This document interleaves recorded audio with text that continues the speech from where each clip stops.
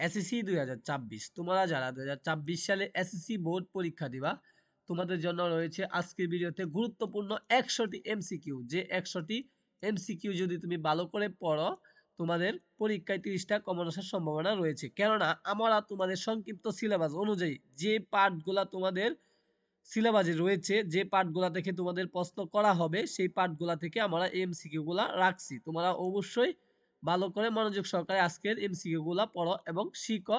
আর যারা এই পিডিএফ গুলা নিতে চাও হোয়াটসঅ্যাপ নাম্বার ভিডিও শেষে দেওয়া হবে, তোমরা চাইলে আমাদের থেকে পিডিএফ গুলা নিতে পারো। গুরুত্বপূর্ণ পিডিএফ উত্তর সহকারে সুন্দর করে রাখা হয়েছে। এক নাম্বারটা দেখি আমরা। তো এক নাম্বারটা, কোনটি ইসলাম ধর্মের প্রথম স্তম্ভ? ইসলাম ধর্মের প্রথম স্তম্ভ কোনটি? এটার উত্তর হবে ঈমান। এরপরে দেখো 2 নাম্বার, আল্লাহ, ফেরেশতা, রাসূল, আখিরাত ইত্যাদি বিষয়ে বিশ্বাস করাকে কি বলে? ঈমান বলে। 3 নাম্বার, সালাত, যাকাত, হজ ইত্যাদি হচ্ছে ইসলামের বেহিক দিক। এরপরে দেখি ঈমানের মৌলিক বিষয় কয়টি? ঈমানের মৌলিক বিষয় 7টি। ফেরেশতা কিসের তৈরি? ফেরেশতা নূরের তৈরি। এরপরে 6 নাম্বার, আসমানি কিতাব কতখানা? আসমানি কিতাব 104 খানা। 7 নাম্বার, মৃত্যুর পর আমাদেরকে জীবিত করবেন কে? আল্লাহ আমাদেরকে কি করবেন? জীবিত করবেন। কাফির অর্থ কি? কাফির অর্থ হলো অবিশ্বাসী। এরপরে কেউ সালাত অস্বীকার করলে কি হয়ে যায়? সালাত অস্বীকার করলে কাফির হয়ে যায়।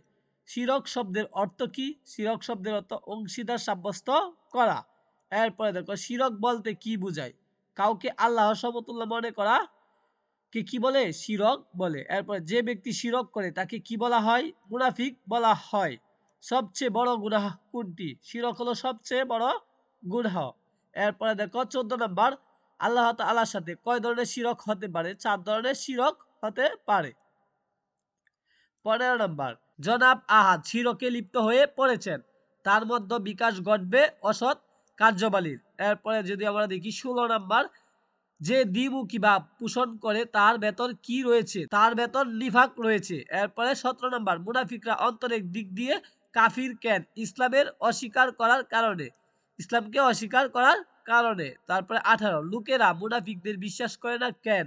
তাদের ভেতর এক আর বাহিরে আরেক আরেকি। এরপরে দেখো 19 নাম্বার, মুনাফিকরা কাদের জন্য খুব ক্ষতিকর? ইসলাম ও মুসলমানদের জন্য খুবই ক্ষতিকর। 20 নাম্বার, কাদের স্থান জাহান্নামের সর্বনিম্ন স্তরে হবে? মুনাফিকদের স্থান জাহান্নামের সর্বনিম্ন স্তরে হবে জাহান্নামের। এরপরে 21, রিসালাত শব্দের অভিধানিক অর্থ বার্তা, চিঠি পৌঁছানো।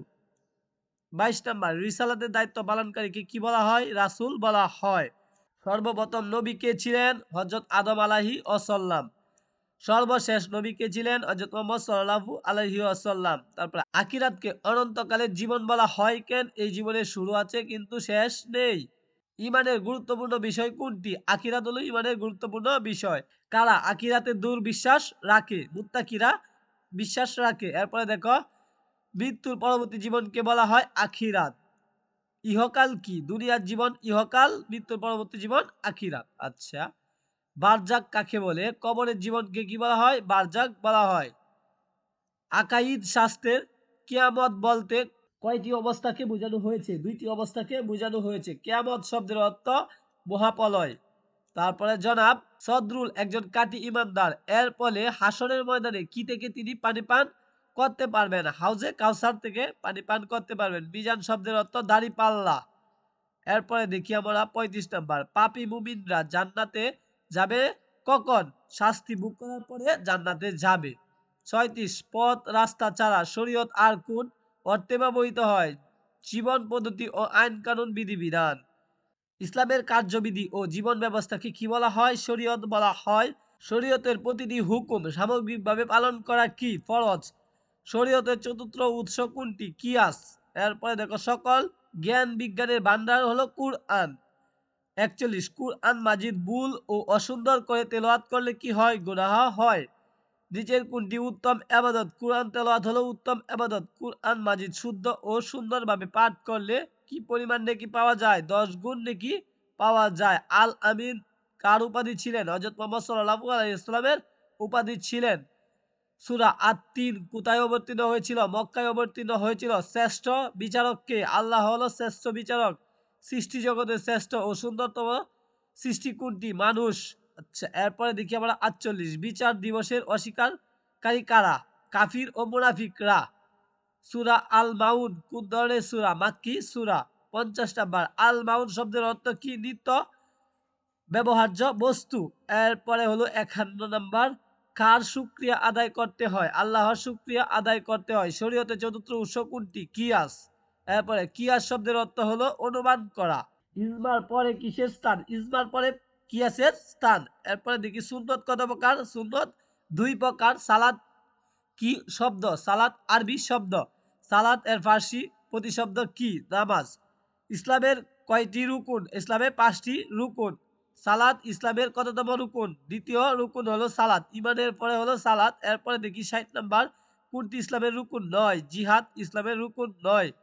জামাতে সালাত আদায় করলে কত গুণ সওয়াব বেশি পাওয়া যায়? আচ্ছা, 27 গুণ সওয়াব বেশি পাওয়া যায়। সালাত অর্থ কি? সালাত অর্থ, এটার উত্তর হবে 2 নাম্বারটা, ক্ষমা প্রার্থনা করা এবং রহমত কামনা করা। বিরত থাকা, এটা ভুল হবে। ঠিক আছে, এই জন্য উত্তর হবে 2। 63 নাম্বার, সাওম এর সময়কাল সুবহে সাদিক থেকে সূর্য অস্ত পর্যন্ত। এরপরে রমজান মাসে 1 মাস সাওম পালন করা কি? ফরজ। সাওম এর সময়কাল, আচ্ছা এটা আমরা পড়ছি। এরপরে রমজান মাসে 1 মাস সাওম পালন করা ফরজ। যাকাত না দেওয়ার কাদের কাজ? কাফিরদের কাজ। যাকাত দেওয়া অস্বীকার করা কে? অস্বীকার করা শামিল, আল্লাহ ও রাসূলকে অস্বীকার করা শামিল। জ্ঞান অর্জনে প্রতিটি মুসলিমের উপর কি? প্রতিটি মুসলিমের উপর ফরজ। ইলম কত প্রকার? ইলম হলো 2 প্রকার। এরপরে দেখি জিহাদ অর্থ হলো সাধনা করা। সত্য ও ন্যায় পক্ষে, সত্য ও অন্যায়ের বিরুদ্ধে সব সময় চেষ্টা, নাম কি? জিহাদ। এরপরে কারা আল্লাহর পথে যুদ্ধ করেন? মুজাহিদগণ আল্লাহর পথে যুদ্ধ করেন। তাকওয়া শব্দের অর্থ কি? বেঁচে থাকা। তারপরে আল্লাহর ভয়ে পাপ কাজ থেকে বিরত তাকে কি বলা হয়? তাকওয়া বলা হয়। যিনি সব রকম অন্যায় অনাচার পাপাচার বর্জন করে কুরআন সুন্নত নির্দেশ অনুযায়ী জীবনযাপন করেন তাকে কি বলা হয়? মুত্তাকি বলা হয়। আব্দুল বাতেন আল্লাহকে ভয় করে প্রতিদিন রাতে সালাত আদায় করে, আচ্ছা তিনি কে? তাকে বলা হয় মুত্তাকি বলা হয়। আল্লাহ তাআলার নিকট সবচেয়ে সম্মানিত ব্যক্তি হলো মুত্তাকি। আল্লাহর কাছে কোনটি সর্বাধিক মূল্যবান? তাকওয়া সর্বাধিক মূল্যবান। আল্লাহ মুত্তাকিদের ভালোবাসেন কেন? মুত্তাকিরা গুনাহ থেকে বেঁচে থাকেন বলে। ওয়াদা পালন করা আবশ্যক কেন? আল্লাহ তাআলার নির্দেশ দিয়েছেন বলে। ওয়াদা পালন করা অত্যাবশ্যক। এরপরে যে ওয়াদা পালন করে না তার দিন নেই, এটি কার বাণী? রাসূল সাল্লাল্লাহু আলাইহি ওয়াসাল্লামের বাণী। দেশপ্রেম বলতে কি বোঝায়? নিজের দেশের প্রতি মমতা। দেশপ্রেম ইমানের অঙ্গ, উক্তিটি মনীষীদের কথা। ইবাদতের পূর্ব শর্ত কি? ইবাদতের পূর্ব শর্ত পবিত্রতা। আত্মা পবিত্র হলে সফলতা লাভ করা যায়।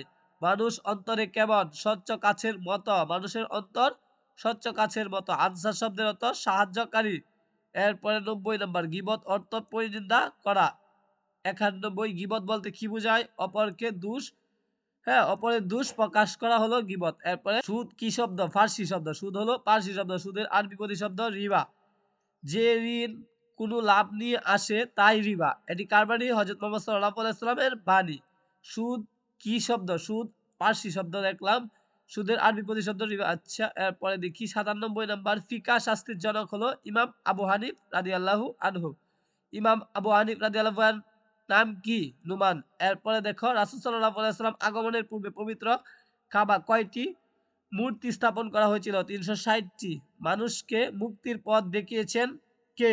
মহানবী হযরত সাল্লাল্লাহু আলাইহি ওয়াসাল্লাম। তোমরা এই সাজেশনগুলো নিতে আমাদের হোয়াটসঅ্যাপ নাম্বারে যোগাযোগ করতে পারো। সকলকে ধন্যবাদ।